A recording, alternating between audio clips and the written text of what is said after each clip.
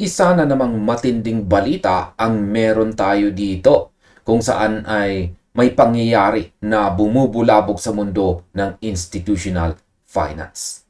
Sabi sa title ng balita natin dito kay Times Tabloid, Ripple or XRP just got invited to a closed-door panel to discuss $300 trillion opportunity. Ayan.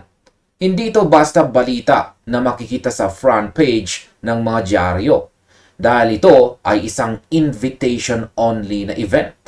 Sa madaling salita, isang closed-door meeting na gaganapin sa Monaco ngayon pong June 24. Tatlong dambuhalang kumpanya ang magsasama-sama sa iisang kwarto.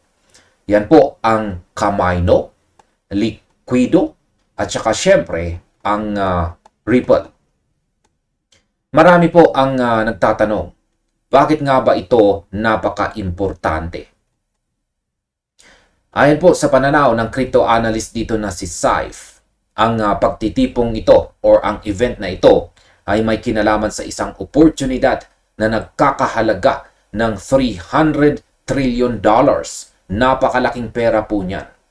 Kaya sa video na ito ay pag-uusapan po natin ang lahat ng detalyeng kailangan nating malaman tungkol sa event na ito at kung bakit ang usapang T+0 settlement at tokenization ay maaring maging game changer para kay XRP. Kaya siguraduhin po ninyong makinig hanggang sa dulo dahil ang implikasyon nito sa global financial landscape ay napakalaki. Simulan po natin sa ating unang katanungan. Bakit nga ba special ang meeting na ito sa Monaco? Ang event na ito ay may pamagat na Unlocking the Next $120 billion in Capital Markets Efficiency. At yan, may title pa siya na isa. What Instant Settlement Means for Institutional Markets. Yan, haba ng pamagat ng event na ito. Yan, uulitin ko lang. Yung buong pamagat ay Unlocking the Next $120 billion in Capital Markets Efficiency. What Instant Settlement Means for Institutional Markets. Ang pangalang ito pa lang ay nagpapahiwatig na seryoso na ang usapan. Hindi ito isang event para sa mga regular na traders o casual enthusiasts. Ito ay eksklusibo lamang para sa mga senior professionals sa mundo ng asset management, banking, at saka financial services. Ang mga organizers mismo ang nagsabi na ito ay para sa isang select group ng mga practitioners. Gusto nila ng candid at saka in-depth na usapan. Pagkatapos ng kanilang meeting, magkakaroon po sila ng lunch kung saan mas malalim pa silang makakapag-usap. Napaka-exclusive nito. Ang mga dadalo ay hindi lang basta representative o sales people. Ang mga taong nakatakdang magsalita ay sina Darren Jordan ng Kamino, Brian Lynch ng Liquido, at ang ating kinatawan mula sa Ripple na si Nigel Kaku. Ayan, dito naman papasok ang aking opinion. Ang pinaka-importante rito ay ang position ng mga taong ito. Sila ay mga operational executives. Ayan, ibig sabihin, sila ang may hawak ng desisyon, sila po ang may hawak ng decision-making authority sa kani-kanilang kumpanya. Hindi sila pumunta roon para mag-usap lang tungkol sa panahon, kung saan ay pumunta po sila para gumawa ng mga desisyong makakaapekto sa takbo ng global finance. Kapag ang mga ganitong klaseng tao ang nagsasama-sama sa isang saradong kwarto, asahan ninyo na may malaking pagbabago ang mangyayari sa operasyon ng mga bangko at saka asset managers. Kaya para sa akin, ito ay isang malinaw na sinyales na ang mga traditional na institutions ay hindi na lamang nagmamasid. Aktibo na po silang naghahanap ng solusyon para sa kanilang mga problema sa bilis at saka efficiency. Ngayon ay pag-usapan naman po natin kung ano ba ang T+0 settlement at bakit ito binabantayan ng mga bangko. Ayan, ang T plus 0 settlement. Sa traditional na capital markets, kapag ikaw ay nag-trade, hindi agad nagiging final ang transaction. Karaniwan, inaabot ito ng T plus 1 o T plus 2 na ibig sabihin kailangan pa ng isang araw o dalawang araw bago makuha ang asset o ang pondo. Masyado itong mabagal sa mundong dito sa mundo ng digital ngayon. Ang T plus 0 settlement ay ang instant settlement. Sa isang click, tapos na agad ang deal. Wala na pong delay. Ngayon, bakit ito ang importante para sa mga institutional investors? Una, nababawasan po ang tinatawag na counterparty risk. Ito yung panganib na baka hindi matuloy ang trade o magkaproblema sa gitna ng paghihintay. Pangalawa, pinapalaya nito ang kapital. Kung ang pera mo ay nakatambak sa settlement limbo, hindi mo ito magagamit. Sa T plus 0, ang bawat dollar ay lagi pong productive. Sa aking opinion, isipin po natin kung gaano kalaking pera ang nakabara sa sistema dahil lamang sa delay na ito. Kapag sinabi nating efficiency, ito ang tinutukoy natin. Para sa akin, ang T plus 0 settlement ang siyang holy grail ng institutional finance. Ang technology ng Ripple na nakabase po sa XRP Ledger ay idinisenyo para sa ganitong uri ng bilis. Hindi na nakakagulat na sila ang inimbitahan sa panel na ito. Sa tingin ko, ang Ripple ay hindi na lang basta isang opsyon. Sila ay nagiging default infrastructure provider para sa mga institusyong gustong makamit ang instant settlement. Ang shift na ito ay hindi na maiiwasan at ang mga kumpanyang hindi makakasabay ay mapag-iiwanan sa kangkungan. Paano naman papasok ang real-world asset tokenization?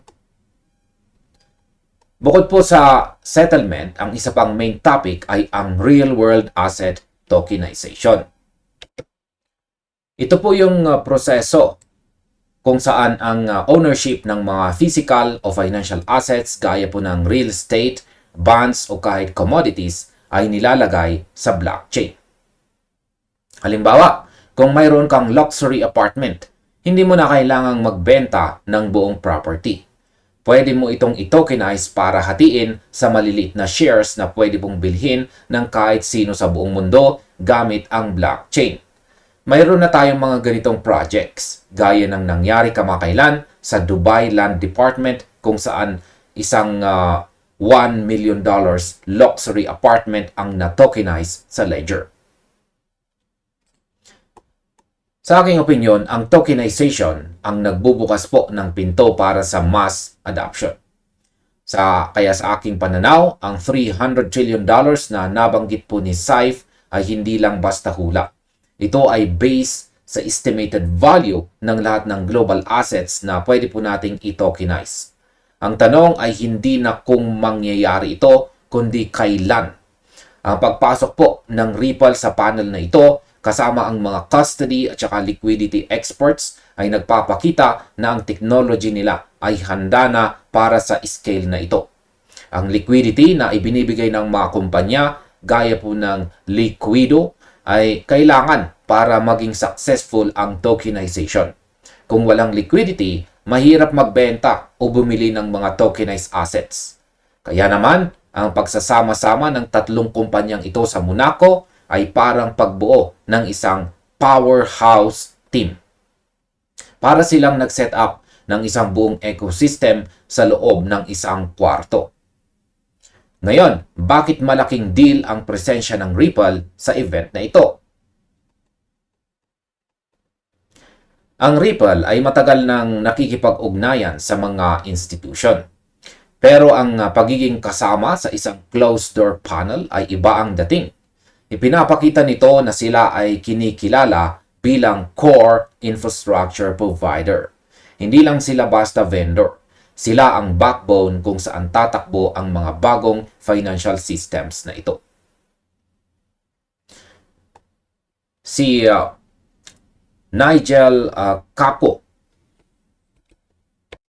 Bilang SVP ng Trading and Markets, ay hindi po basta-basta naglalakad sa mga ganyang event para lang makipagchika. Ang kanyang presensya ay nagpapatunay na ang Ripple ay seryoso sa kanilang institutional roadmap. Ang Kamino bilang isang custody provider ay kailangan ng secure na paraan para mag-store ng digital assets. Ang Liquido naman ay nagbibigay ng kinakailangang liquidity. Kung pagsasama-samahin mo ang tatlo, nakikita mo ang buong cycle. Ang assets ng tokenized Ripple, ang liquidity ay provided ng Liquido, at ang security ay assured naman ng Kamino.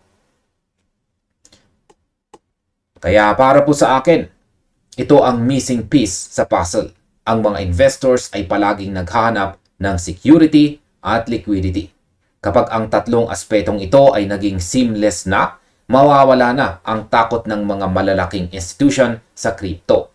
Ang pagkakapili po kay Ripple sa panel na ito ay isang validation ng kanilang matagal na efforts sa space. Ang opportunity na $300 trillion ay hindi po ito nakakatok ng 2 beses, gaya ng sabi ni Saif. Ang mga kumpanyang nasa kwarto sa Monaco ang siyang magdidikta kung paano po gagalaw ang mundo ng finance sa susunod na dekada. At sa tingin ko, ang Ripple ay nasa tamang posisyon para manguna. Hindi na ito usapin ng hype. Ito na ay usapin ng utility.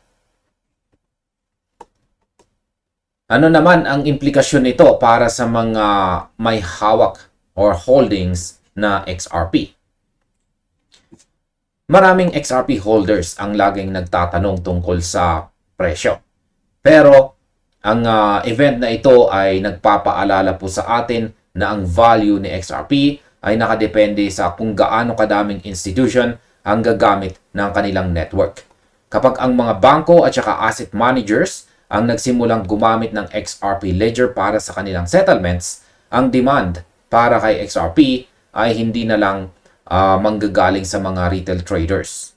Manggagaling na ito sa mga dambuhalang transaction na nagkakahalaga ng bilyong-bilyong dolyar. Ang exclusivity ng event na ito, kung saan kailangan pa ng confirmation mula sa Kamino team para makapasok, ay nagpapakita kung gaano kalalim ang usapan. Hindi ito public show. Ito ay para sa mga insiders at saka practitioners. Bilang isang observer sa crypto space, ang masasabi ko po ay huwag lang tumingin sa daily price action. Tumingin po tayo sa network growth at saka institutional adoption. Ang mga ganitong uri ng meeting ang siyang nagpapatibay sa pundasyon. Kung ang Ripple ay patuloy na magiging sentro ng usapan sa ganitong level, hindi mo kailangang mag-alala kung ano ang gagawin ng market bukas. Ang pangmatagalang halaga ay nasa utility. Ang $300 trillion market na target ay hindi lang basta numerong nakasulat sa hangin.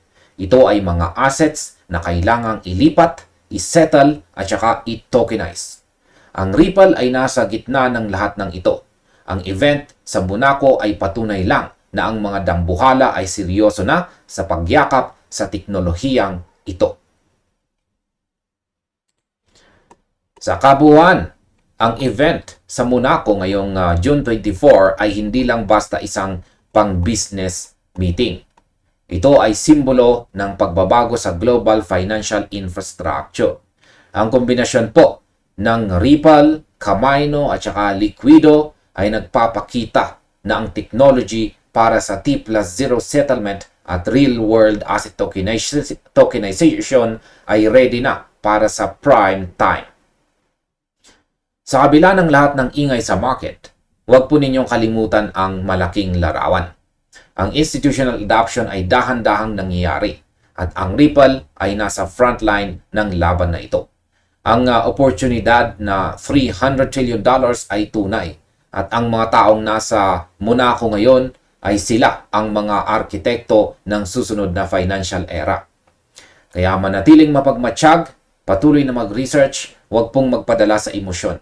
Ang mundo ng finance ay mabilis na nagbabago at ang mga taong nakakaalam kung ano ang nangyayari sa likod ng mga closed doors ang siyang magkakaroon ng bintahe sa hinaharap. At hanggang dito na lamang po tayo sa video na ito mga ka-crypto. Maraming salamat sa inyong panonood. Maaaring panoorin na rin ninyo sunod ang recommended video natin dito.